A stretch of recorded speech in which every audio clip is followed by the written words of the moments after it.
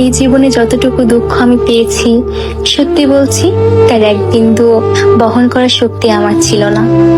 কখনো চাইলেই কাঁদতে পারিনি, কখনো কারো কাঁধে মাথা রেখে বলতে পারিনি আমি ভালো নেই।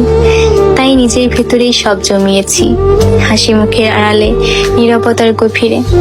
মানুষ ভাবে আমি শক্ত, আমি নির্লিপ্ত, আমি সব পারি, অথচ জানে না ভেতরে ভেতরে আমি কতবার ভেঙেছি। একা রাতে বালিশ ভিজিয়েছি, চোখের জল দিয়ে গোপনে যুদ্ধ চালিয়ে গেছি। আমি নিজেকে এতবার জোড়া লাগিয়েছি যে এখন নিজের আসল রূপটাই ভুলে গেছি।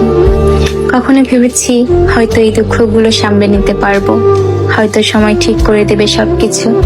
কিন্তু বাস্তবতা হলো আমি আয়ত্তের বাইরে দুঃখ ধারণ করতে করতে এখন নিজেই ধ্বংস হয়ে গেছি। এখন মনে হয় আমি আর আমি নেই, আমি কেবল এক ভাঙা মানুষ যার ভেতরে অনেক কথা জমে আছে, কিন্তু শোনার কেউ নেই।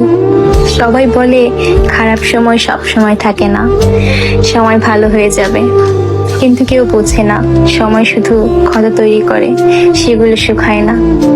আমি এখন কেবল একটি নীরবতা, মুখে হাসি, চোখে অন্ধকার আর মনে একরাশ দুঃখের বোঝা নিয়ে প্রতিদিন বেঁচে থাকার অভিনয় করে যাই।